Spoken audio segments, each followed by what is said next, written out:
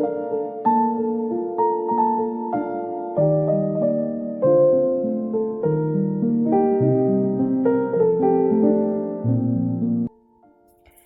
Friends, જય શ્રી કૃષ્ણ, જય સ્વામિનારાયણ, જય યોગેશ્વર, જય જિનેન્દ્ર અને જય મહાદેવ.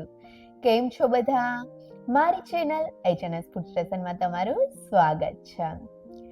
આપણે ગમે ત્યારે બજારમાંથી શાકવાળા પાસેથી બીટ લઈએ તો તેના પાન નથી લેતા, અને જો પાન લીધા પણ હોય તો તે ઘરે આવીને આપણે કચરામાં ફેંકી દઈએ છીએ. પણ શું તમને ખબર છે કે આ બીટના પાન બીટ કરતા પણ વધારે હેલ્ધી છે?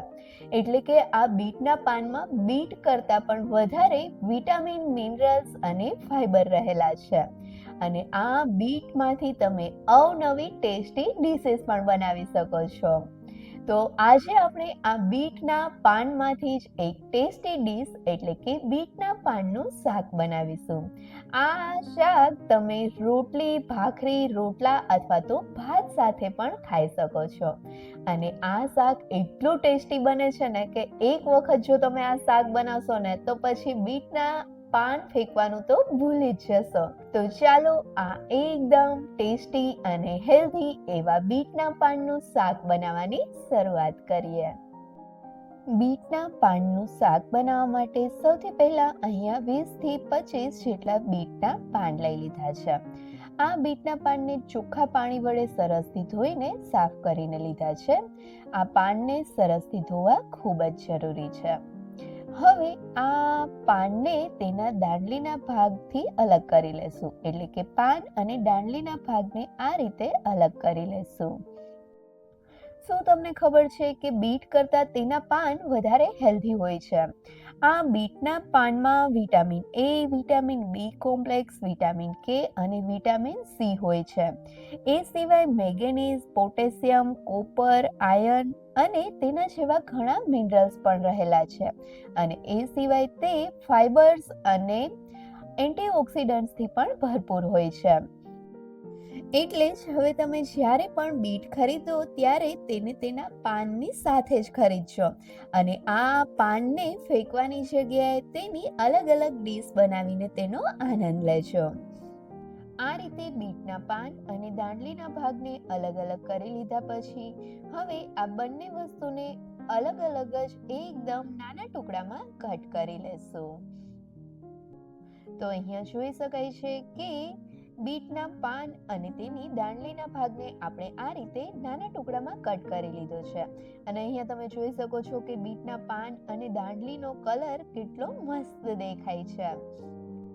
તો હવે તેને સાઈડમાં રાખીને આપણે શાક માટેનો સ્પેશિયલ મસાલો તૈયાર કરીશું. તો તેના માટે ખાંડણીમાં અડધી ટીસ્પૂન જેટલા મેથી દાણા, 1 ટીસ્પૂન વરિયાળી, 1 ટીસ્પૂન આખું જીરું, 1 ટીસ્પૂન આખા ધાણા, અડધી થી 1/4 ટીસ્પૂન જેટલા અજમા અને અડધી ટીસ્પૂન જેટલા મરી લઈ લેશું. અને હવે આ બધી જ વસ્તુને વાટી લેશું. આ બધી જ વસ્તુને મિક્સરમાં પીસીને તેનો અધકચરો પાવડર કરી શકો છો. પણ અત્યારે હું આ રીતે ખાંડની દસ્તાની મદદથી વાટીને તેનો અધકચરો ભૂકો કરી લઈશ. થોડી વારમાં જ અહીંયા જોઈ શકાય છે કે બધા જ મસાલાનો અધકચરો ભૂકો થઈ ગયો છે. તો આ રીતે આપણે બધા જ મસાલાને અધકચરા વાટીને તૈયાર કરી લીધા છે. તો હવે આ મસાલાને એક વાટકીમાં કાઢીને સાઈડમાં રાખી દેશું અને ફરીથી આ ખાંડણીમાં થોડો આદુ અને 10 થી 15 લસણની કળી લઈ તેને પણ વાટી લેશું.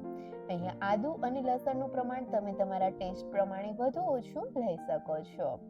તો અહીંયા જોઈ શકાય છે કે આદુ અને લસણ પણ સરસથી વટાઈ ગયા છે. તો હવે શાકના વઘાર માટે એક વાસણમાં 2 થી 2.5 ટેબલસ્પૂન જેટલું તેલ લઈ તેને ગરમ કરીશું. તેલ ગરમ થાય એટલે ગેસની ફ્લેમ સ્લો કરી તેમાં આપણે જે વાટીને મસાલો તૈયાર કર્યો હતો તે ઉમેરીશું. અને આ મસાલાને તેલ સાથે સરસથી મિક્સ કરી લઈ ગેસની સ્લો ફ્લેમ ઉપર જ તેલમાં મસાલાને 1 મિનિટ માટે સ્લો ફ્લેમ ઉપર સાતળીશું. 1 મિનિટ જેવું મસાલાને સાતળ્યા પછી તેમાં 1/4 ટીસ્પૂન હિંગ ઉમેરી એક મોટી બારીક સમારેલી ડુંગળી ઉમેરી દેશું અને તેને પણ તેલમાં સરસથી મિક્સ કરીને પકાવીશું. અહીંયા ડુંગળી ઉમેર્યો તેનો વિડીયો લેવાનો રહી ગયો હતો. અહીંયા આપણે ડુંગળીને ગેસની મીડિયમ ફ્લેમ ઉપર ડુંગળીનો થોડો કલર ચેન્જ થાય ત્યાં સુધી સાંતળીશું. 1.5 મિનિટ જેવું ગેસની મીડિયમ ફ્લેમ ઉપર ડુંગળીને પકાવ્યા પછી અહીંયા જોઈ શકાય છે કે ડુંગળીનો કલર ચેન્જ થવા લાગ્યો છે. તો હવે તેમાં 1/4 ટીસ્પૂન જેટલી હિંગ અને આપણે જે આદુ અને લસણની પેસ્ટ તૈયાર કરી હતી તે પેસ્ટ ઉમેરીશું. હવે આ બધી જ વસ્તુને સરસથી મિક્સ કરી લઈ આદુ લસણની પેસ્ટને ગેસની મીડિયમ ફ્લેમ ઉપર અડધાથી 1 મિનિટ માટે પકાવીશું. 1 મિનિટ જેવું ગેસની મીડિયમ ટુ સ્લો ફ્લેમ ઉપર આદુ લસણની પેસ્ટને સાતળ્યા પછી હવે તેમાં એક મીડિયમ સાઇઝના ટમેટાને બારીક ટુકડામાં કટ કરીને ઉમેરીશું અને તેની સાથે જ આપણે જે બીટના પાનની દાંડલીના ભાગને કટ કર્યો હતો તે પણ ઉમેરીશું અને ત્યાર પછી તેમાં મસાલામાં 1/2 ટીસ્પૂન જેટલો હળદર પાવડર અને 1 ટીસ્પૂન જેટલું મીઠું ઉમેરી તેને સરસથી મિક્સ કરી લેશું. અહીંયા મીઠું તમે તમારા સ્વાદ પ્રમાણે વધુ ઓછું ઉમેરી શકો છો. હવે અહીંયા જોઈ શકાય છે કે બધી જ વસ્તુ સરસથી મિક્સ થઈ ગઈ છે. તો હવે કડાઈને ઢાંકણ ઢાંકીને ગેસની સ્લો ફ્લેમ ઉપર શાકને 3 મિનિટ જેવું પકાવીશું.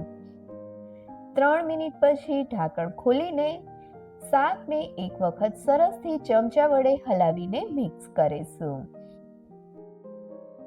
શાકને સરસથી મિક્સ કરી લીધા પછી હવે તેમાં 1 ટીસ્પૂન જેટલું લાલ મરચું પાવડર, 1 ટેબલસ્પૂન ધાણા જીરું પાવડર અને ફરીથી અડધાથી 1 ટીસ્પૂન જેટલું મીઠું ઉમેરીશું.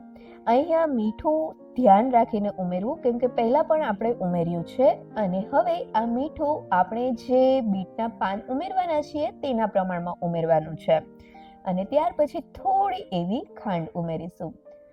હવે અહીંયા મીઠાનું પ્રમાણ તમે તમારા ટેસ્ટ પ્રમાણે ઉમેરજો અને પહેલા થોડું મીઠું અને પછી પાછળથી જરૂર લાગે તો વધારે મીઠું ઉમેરી શકાય છે અને ત્યાર પછી તેમાં 1/4 કપ જેટલું પાણી ઉમેરીને આ બધી જ વસ્તુને સરસથી મિક્સ કરી લેશું. બધા મસાલા અને પાણી સરસથી મિક્સ થઈ જાય ત્યાર પછી કટ કરેલા બીટના પાન ઉમેરી દેશું. અહીંયા બીટના પાનનો કલર તમે જોઈ શકો છો, ગ્રીન અને પિંક કેટલો મસ્ત લાગે છે.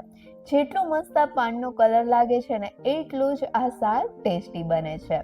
તો હવે બીટના પાન ઉમેર્યા પછી શાકને બધી જ વસ્તુને સરસથી મિક્સ કરી લેશું.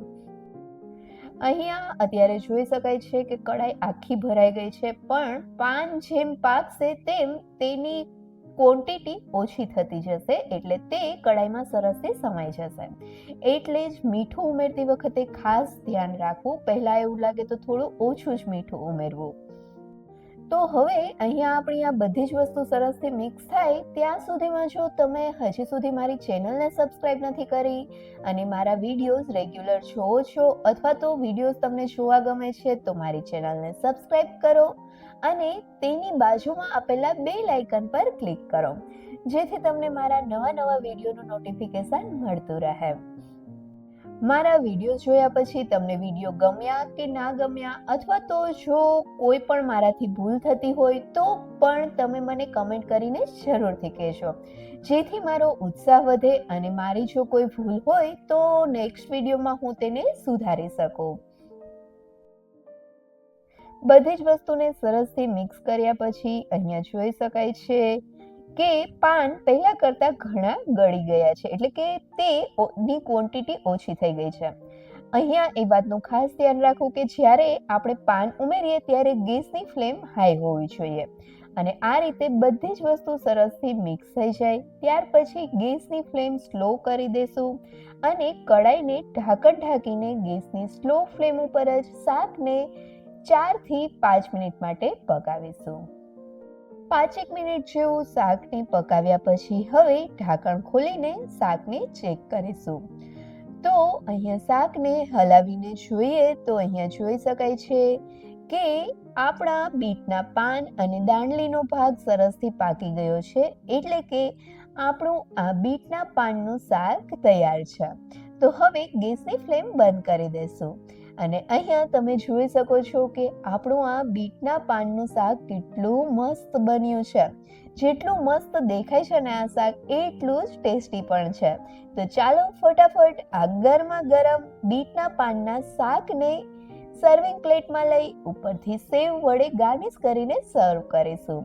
આ શાકમાં સેવ ઉમેરીને ખાવાની ખૂબ જ મજા પડે છે, અને એ સિવાય સિંગનો અધકચરો ભૂકો પણ તમે ઉમેરી શકો છો. તો હવે તમે જ્યારે પણ બીટ લો અથવા તો શાકવાળા પાસે બીટના પાન જોઈ જાઓ, ત્યારે તે બીટના પાન લઈને ઘરે એક વખત આ બીટના પાનનું શાક જરૂરથી ટ્રાય કરજો અને મને કમેન્ટ કરીને કહેજો કે તમને મારું આ બીટના શાકની રેસીપી કેવી લાગી. જો વિડીયો ગમ્યો હોય તો વિડીયોને લાઈક કરજો અને તમારા ફ્રેન્ડ્સ સાથે શેર પણ કરજો. અને હા, મારી ચેનલને સબસ્ક્રાઇબ કરવાનું ભૂલતા નહીં. Thank you so much.